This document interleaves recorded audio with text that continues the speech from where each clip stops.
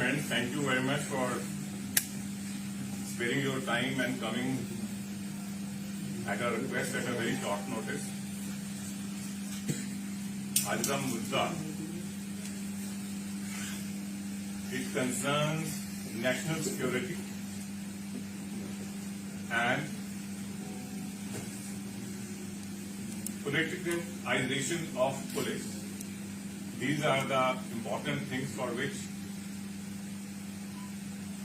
I was compelled to file a complaint and regarding which I am going to speak to you.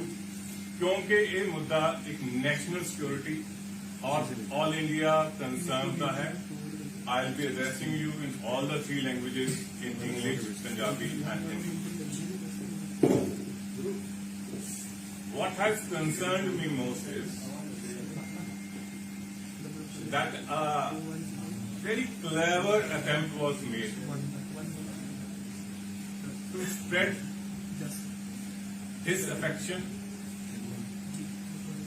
hatred, not only among common people, but also in the defense forces. फौज के अंदर एक मुख्यमंत्री के द्वारा एक प्रधानमंत्री के खिलाफ यही जी चाल, यही जी कोशिश इंडिया के इतिहास के विच पहली बार होएगी और हुई है. और मैं इसका तुहानू अगले कुछ मिनटों में एलैबोरेट करांगा. 8 तारीख एतवार वाले दिन I was just scrolling my phone and I happened to see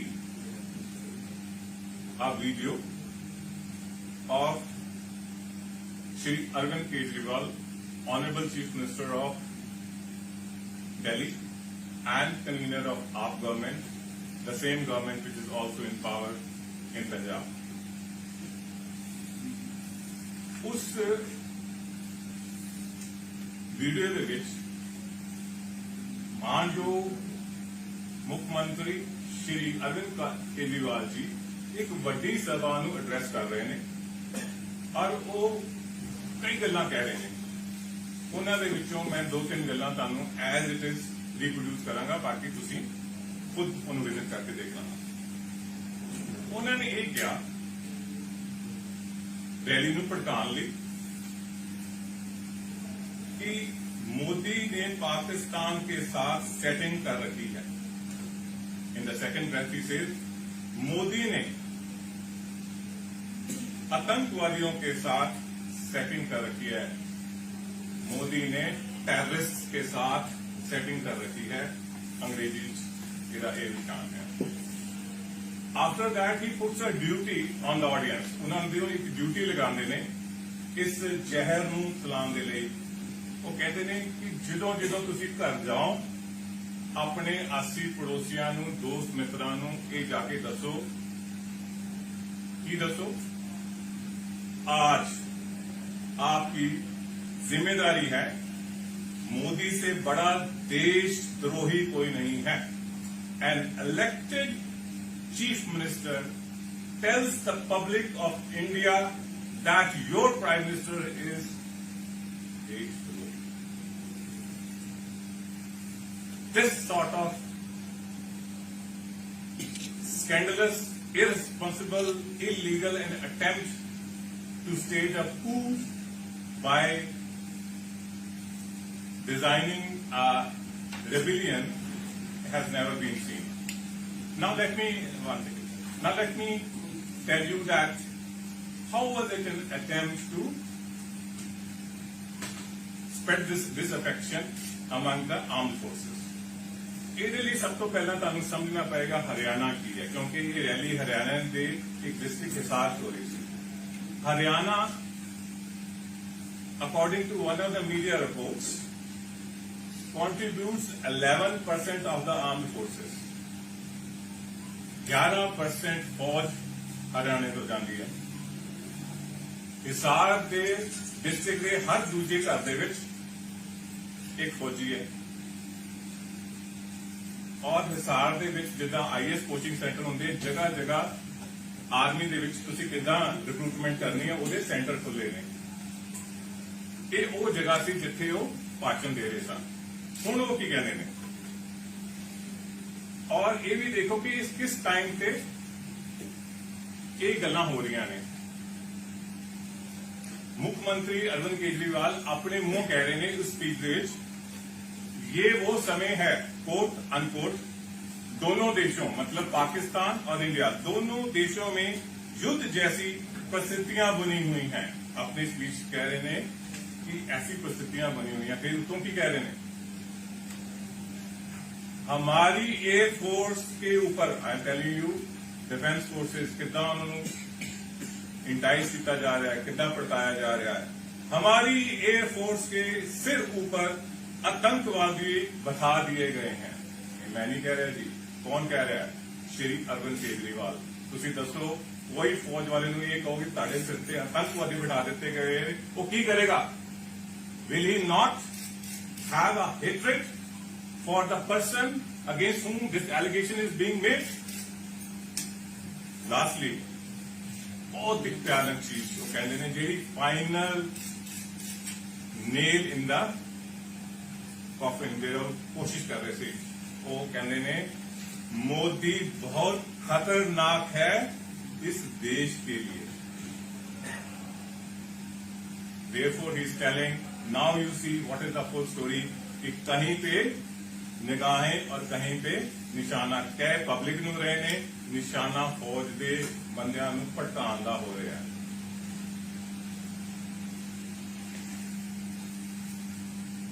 दूसरा, तुसी शायद एक क्वेश्चन मैनू पूछोगे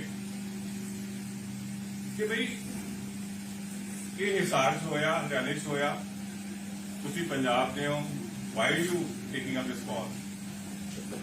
व्हाट अलार्म्ड मी वाज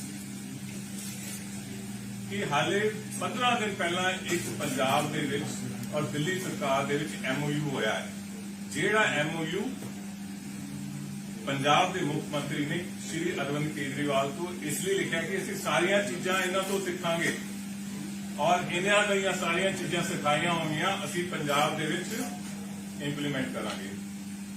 ਮੇਰਾ ਦਿਮਾਗ ਬਿਲਕੁਲ ਕਰੰਟ ਲੱਗਿਆ ਕਿ ਯਾਰ ਇਹਦਾ ਮਤਲਬ ਹੈ ਕਿ ਕੇਜਰੀਵਾਲ ਦੀ ਸੋਚ ਨੂੰ ਇਸ MOU ਦੇ ਅੰਦਰ ਹੀ ਇੱਥੇ ਵੀ ਇੰਪਲੀਮੈਂਟ ਕੀਤਾ ਜਾਏਗਾ, ਕਿਉਂਕਿ ਹਰਿਆਣਾ ਦੀ ਤਰ੍ਹਾਂ ਪੰਜਾਬ ਦੇ ਵਿੱਚ ਵੀ फौज के उत्ते बड़ी बड़ी कॉन्ट्रीब्यूशन मिलती है। Now my last issue, politicization of police. Now what is politicization in Punjabi की कहांगे जी आप? राजनीतिकरण ऑफ द पुलिस। आप जी को पता है कि जिस मैंडेट नाल पुलिस डिपार्टमेंट बनता है, वो काम आज पुलिस डिपार्टमेंट तो नहीं करवाया जा रहा पंजाब दे विच, क्योंकि ਉਹਦਾ ਸਾਰਾ ਪੋਲਿਟਿਕਾਈਜੇਸ਼ਨ ਰਾਜਨੀਤੀਕਰਨ ਕਰਨ ਦੀ ਕੋਸ਼ਿਸ਼ ਹੋ ਰਹੀ ਹੈ, ਉਹਨਾਂ ਨੂੰ ਪੋਲੀਟੀਕਲ ਕੰਮਾਂ ਦੇ ਵਿੱਚ ਲਗਾਇਆ ਜਾ ਰਿਹਾ ਹੈ। ਲੇਕਿਨ ਜੇ ਤੁਸੀਂ ਪੰਜਾਬ ਪੁਲਿਸ ਦੀ ਵੈਬਸਾਈਟ ਦੇਖੋ, ਉਹਨਾਂ ਨੇ ਪੂਰੀ ਆਪਣੀ ਵੈਬਸਾਈਟ ਤੇ ਲਿਖਿਆ ਹੈ ਜੀ ਅਸੀਂ ਕਿੰਨੇ ਵੱਡੇ ਵੱਡੇ ਕੰਮ ਕੀਤੇ ਨੇ, ਅਸੀਂ ਕਿੰਨੀ ਆਨਰੇਬਲ ਰਿਸਪੈਕਟੇਬਲ ਫੋਰਸ ਹਾਂ ਔਰ ਸਾਡੀ ਕਿੰਨੀ ਵੱਡੀ ਰੈਪੂਟੇਸ਼ਨ ਹੈ। मेरी ये अपील पंजाब पुलिस में रहेगी कि तुसी अपनी पंजाब पुलिस ते जिथे पंजाब पुलिस लिखते हो ਉਹਦੇ ਥੱਲੇ ਇੱਕ ਹੋਰ ਚੀਜ਼ ਲਿਖੀ ਜਾਂਦੀ ਹੈ। ਵਿਕ ਸਾਹਿਬ ਨੇ ਉਹ ਨਾਲ ਮੇਰੇ ਬੈਠੇ ਦੱਸੇ ਮੈਨੂੰ ਇੰਡੋਰਸ ਕਰਨਗੇ, ਔਰ ਉਹ ਕੀ ਲਿਖਿਆ ਜਾਂਦਾ ਹੈ ਕਿਸ ਨੂੰ ਗਿਆਨ? ਉਹ ਲਿਖਿਆ ਜਾਂਦਾ ਹੈ ਸ਼ੁਭ ਕਰਮਨ ਤੇ, ਇਹ ਲਿਖਿਆ ਹੁੰਦਾ ਜੀ ਪੰਜਾਬ ਪੁਲਿਸ ਤੇ। ਅੱਜ ਉਹਨਾਂ ਦਾ ਇਮਤਿਹਾਨ ਇੱਕ ਵਾਰੀ ਫਿਰ ਹੋ ਰਿਹਾ ਪੰਜਾਬ ਪੁਲਿਸ ਦਾ ਕਿ ਇੱਕ ਪ੍ਰਧਾਨ ਮੰਤਰੀ ਦੇ ਖਿਲਾਫ ਐਡੀ ਵੱਡੀ ਸਾਜ਼ਿਸ਼, ਐਡੇ ਵੱਡੇ ਬਿਆਨ ਜਿਹੜੇ ਕਿ ਲੀਗਲੀ ਧਾਰਾ 124A ਜਿਹਨੂੰ ਕਿ ਸੈਡੀਸ਼ਨ ਕਿਹਾ ਜਾਂਦਾ ਹੈ, 153A, 503, 504, 505, 506 Indian Penal Code and other concerned laws of the land ਇਹਨਾਂ ਤਰਾਵਾਂ ਦੇ ਉੱਤੇ ਅਸੀਂ ਇਹ ਬੇਨਤੀ ਕੀਤੀ ਹੈ ਕਿ ਉਹ ਐਕਸ਼ਨ ਲੈਣ। ਮੈਂ ਪੰਜਾਬ ਪੁਲਿਸ ਨੂੰ ਇਹ ਬੇਨਤੀ ਕਰਾਂਗਾ ਕਿ ਆਪਣਾ ਗਰਵ ਔਰ ਆਪਣੀ ਰੈਪੂਟੇਸ਼ਨ ਬਣਾਉਂਦੇ ਹੋਏ ਬਿਨਾਂ ਕਿਸੇ ਤੋਂ ਡਰੇ ਹੋਏ ਇਹ ਗੁਰੂ ਗੋਬਿੰਦ ਸਿੰਘ ਜੀ ਦਾ ਪੰਜਾਬ ਹੈ, ਸਾਨੂੰ ਡਰਨਾ ਸਿਖਾਇਆ ਨਹੀਂ ਗਿਆ, ਨਿਡਰ ਹੋ ਕੇ ਆਪਣੀ ਡਿਊਟੀ ਨਿਭਾ। ਧੰਨਵਾਦ। I'll take over from this point. जिस तरह राजू जी ने दसा, जो भी केस बनाया गया है बड़ा serious, sedition, promoting enmity between different classes, वो सारा कुछ इसके अंदर है और उसको सीरियस है। जिस तरह डॉक्टर कुमार विश्वास, हल्का लांबा जी या बग्गा के खिलाफ, बग्गा जी के खिलाफ केसेस रजिस्टर किए गए। अच्छा, उस तरह जो पिछले कुछ दिनों का आम आदमी पार्टी को बड़ा बड़ा मैंडेट मिला सी। असीं खुले दिल नाल उन्होंने पोलिटिकल विरोधी हुंदियां होइयां भी उन्होंने बड़ी बधाई दी थी कि जेकर पंजाब के लोग चाहते नहीं कि उन्होंने बदलाव दिओ। हुण बदल गए हैं कि असीं बदलाव नहीं सी आख्या, असीं बदला क्या सी तो असीं बदले की राजनीति करांगे, असीं वो कर रहे हैं।